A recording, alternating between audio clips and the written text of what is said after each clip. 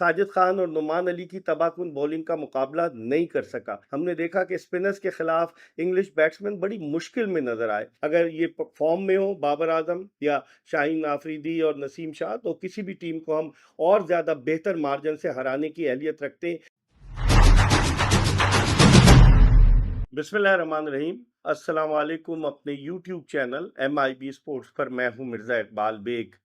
कुफ्र टूटा खुदा खुदा करके पाकिस्तानी क्रिकेट टीम 2021 से गुज़िश्ता 3 बरस से अपनी सरजमीन पर कोई टेस्ट सीरीज जीतने में नाकाम रही थी, लेकिन आज इंग्लैंड के खिलाफ पाकिस्तान ने रावलपिंडी टेस्ट 9 विकेटों से जीतकर सीरीज 2-1 से जीत ली।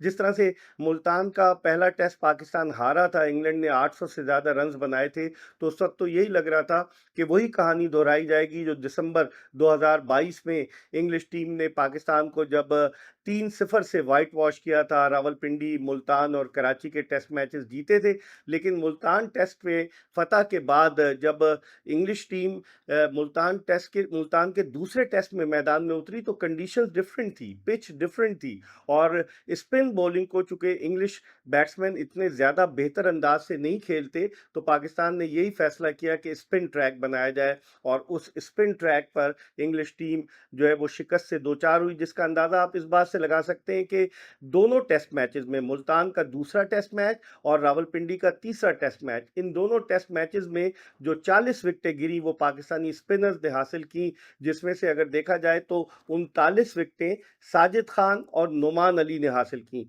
नुमान अली ने 20 खिलाड़ियों को आउट किया, साजिद खान ने 19 खिलाड़ियों को आउट किया, जबकि एक विकेट जाहिद महमूद के हिस्से में आई जो लेग स्पिनर है। आज जब तीसरे दिन का खेल शुरू हुआ तो तवक्को की जा रही थी कि जो रूट हैं और उनके साथ हैरी ब्रुक, जो इंग्लैंड के दो सबसे ज़्यादा काबिल एतमाद बैट्समैन हैं और जिन्होंने गुज़िश्ता दौरे में भी अच्छी कारकर्दगी दिखाई थी, मुल्तान टेस्ट की पहली इनिंग्स में भी ज़बरदस्त बैटिंग की थी, वो अपनी टीम को मुश्किल से निकालने में कामयाब हो जाएंगे। लेकिन ऐसा नहीं हुआ। इंग्लैंड की विकेटें जो थी वो खिज़ा के पत्तों की तरह जो बिखर जाते हैं, बिल्कुल वैसी ही गिरती रहीं, और कोई भी इंग्लिश बैट्समैन जो था वो पाकिस्तानी स्पिन रियो साजिद खान और नुमान अली की तबाहकुन बॉलिंग का मुकाबला नहीं कर सका। इंग्लिश टीम के बारे में कहा जाता है कि स्पिनर्स को ज़्यादा एतमाद से नहीं खेलते, और वही हुआ। हमने देखा कि स्पिनर्स के खिलाफ इंग्लिश बैट्समैन बड़ी मुश्किल में नजर आए, और जिस तरह से इंग्लैंड की विकेटें गिरी उससे अंदाज़ा लगाया जा सकता है कि अगर स्पिन ट्रैक बनाया जाए तो इंग्लिश टीम के खिलाफ कामयाबी हासिल की जा सकती है। और आज जिस अंदाज से विकेटें गिरती रही इंग्लैंड की, ऐसा लग रहा था कि अगर पार्टनरशिप बड़ी हो जाएगी, अगर पाकिस्तान को इंग्लैंड 150 रन का भी हदफ देगा तो मुश्किल होगी पाकिस्तान के लिए। चौथी इनिंग्स खेलनी थी पाकिस्तान ने, लेकिन ऐसा नहीं हुआ। और आज जिस तरह से इंग्लिश टीम जो है अपनी दूसरी इनिंग्स में वो आउट हुई, धड़ाधड़ विकेटें गिरी, ऐसा लग रहा था कि इंग्लैंड की टीम जो है वो 100 से कम स्कोर पे भी आउट हो जाएगी, लेकिन 112 रन वो बनाने में कामयाब हुई। और पाकिस्तान को फतह के लिए अगर वो 77 रन की लीड आप निकाल दें तो 35 रन का टारगेट मिला, जो पाकिस्तान ने पूरा कर लिया। कप्तान शान मसूद ने 4 चौके एक छक्का लगाकर ये प्रूफ किया कि उनको वनडे टीम के लिए भी सेलेक्ट किया जा सकता है। अभी तक तो पाकिस्तान की वनडे टीम का ऐलान नहीं हुआ था जो ऑस्ट्रेलिया के दौरे के लिए, ना ही T20 का। तो देखते हैं कि क्या सूरत हाल बनती है। जिस वक्त मैं ये वीडियो रिकॉर्ड कर रहा हूँ उस वक्त तक ऐलान नहीं हुआ था, लेकिन पाकिस्तान ने जो स्ट्रैटेजी प्लान की, जिस अंदाज से इंग्लिश टीम को जेर किया, यकीनन वो काबिल सताइश है, और उसका क्रेडिट जो है आकिब जावेद को जाता है। लेकिन पाकिस्तान के लिए जो परेशानी की बात है वो उसके टॉप ऑर्डर बैट्समैनों की नाकामी है। अब्दुल्ला शफीक नाकाम रहे, Saim Ayub on and off, उन्होंने कभी अच्छी इनिंग्स खेली, कभी जल्दी आउट हो गए, काबिल एतबार नहीं रहे। इसी तरीके से शान मसूद भी सिवाय एक सेंचुरी के मुल्तान टेस्ट की इतनी अच्छी बैटिंग नहीं कर सके। आज उन्होंने, चूंकि प्रेशर नहीं था तो उन्होंने आज जारहाना अंदाज इख्तियार किया। उसके अलावा जो दो मोहम्मद रिजवान भी कोई लंबी इनिंग्स नहीं खेल सके। सलमान अली आगा एक ऐसे बैट्समैन थे जिन्होंने कंसिस्टेंट परफॉर्मेंस दी, लेकिन इस टेस्ट में वो इतनी अच्छी बैटिंग का मुजाहरा नहीं कर सके।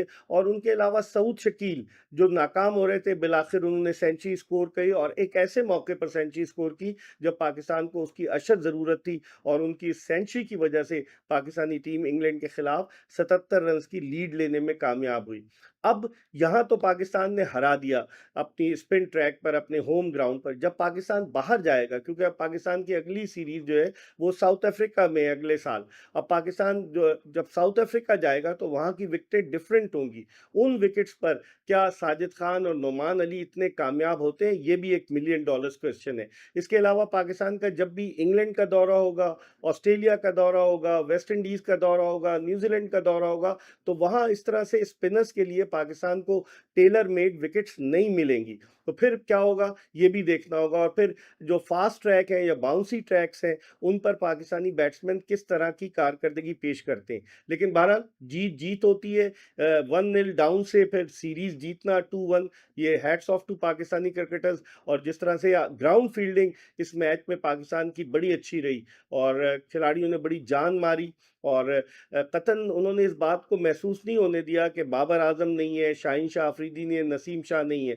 यकीनन बाबर आजम, शाहीन शाह अफरीदी और नसीम शाह की पाकिस्तान क्रिकेट के लिए खिदमात हैं। उनको दूध में से मक्खी की तरह निकाल कर नहीं फेंका जा सकता कि अगर आप एक सीरीज जीत गए तो आपने ये कहना शुरू कर दिया कि उनके बगैर भी जीत सकते हैं। अगर ये फॉर्म में हो बाबर आजम या शाहीन अफरीदी और नसीम शाह, तो किसी भी टीम को हम और ज़्यादा बेहतर मार्जिन से हराने की अहलियत रखते हैं। अब देखते हैं कि ऑस्ट्रेलिया के दौरे में जहां 3 वनडे और 3 टी20 इंटरनेशनल मैचेस हैं, वहां पाकिस्तान की कारकर्दगी किस तरह की रहती है। कोई तवक्को नहीं कर रहा था कि 2.5 दिन में लंच से पहले ही आज ये मैच खत्म हो गया। कोई तवक्को नहीं कर रहा था कि ये सिर्फ जो है वो देखा जाए तो 7 सेशंस में ये रावलपिंडी टेस्ट खत्म हो जाएगा। पिच के हवाले से कल भी मैंने आपको बताया कि बड़ी बातें की जा रही थी, लेकिन बहरहाल पाकिस्तान ने आउट क्लास किया। पाकिस्तानी स्पिनर्स ने अगर अच्छी बॉलिंग की तो इंग्लिश स्पिनर्स भी, हालांकि इंग्लैंड ने 3 स्पिनर्स को शामिल किया, वो उस तरह की बॉलिंग नहीं कर सके कि जिस तरह की बॉलिंग जिस लाइन और लेंथ पर पाकिस्तानी स्पिनर्स ने की। वाज़ेह फ़र्क नज़र आया पाकिस्तान की स्पिन बॉलिंग में और इंग्लैंड की स्पिन बॉलिंग में, जो ज़्यादा तजुर्बाकार नहीं थी, जिनमें शोएब बशीर और उसके अलावा रेहान अहमद थे, जिनको ज़्यादा अरसा नहीं हुआ क्रिकेट खेलते हुए। जैक लीच एक पुराने जो है वो खिलाड़ी थे उनकी टीम में। और ख़ास बात यह है कि शोएब बशीर और रेहान अहमद के वालदैन भी आए हुए थे रावलपिंडी अपने बच्चों की कारकर्दगी देखने, क्योंकि इनकी रूट्स तो पाकिस्तान में, पैदा ये लोग इंग्लैंड में हुए, लेकिन वो उन तवक्कुआत पर पूरा ना उतर सके जो तवक्को की जा रही थी कि शायद स्पिनर्स जो है, इंग्लिश स्पिनर्स, 3 स्पिनर्स के साथ इंग्लिश टीम जा रही है, वो पाकिस्तान के लिए मुश्किलात पैदा करेंगे। लेकिन बहरहाल ये सीरीज़ पाकिस्तान के नाम रही और तमाम तर कामयाबी का क्रेडिट पाकिस्तान के तमाम खिलाड़ियों को जाता है कि जिन्होंने बड़ी अच्छी परफॉर्मेंस का मुजाहरा किया और पाकिस्तान को फतह से हमकिनार कराया। अब देखते हैं कि आइंदा आने वाले दिनों में पाकिस्तान टेस्ट मैचेस में किस तरह की कारकर्दगी पेश करता है। हम आपको बताते रहेंगे। देखते रहिए MIB स्पोर्ट्स।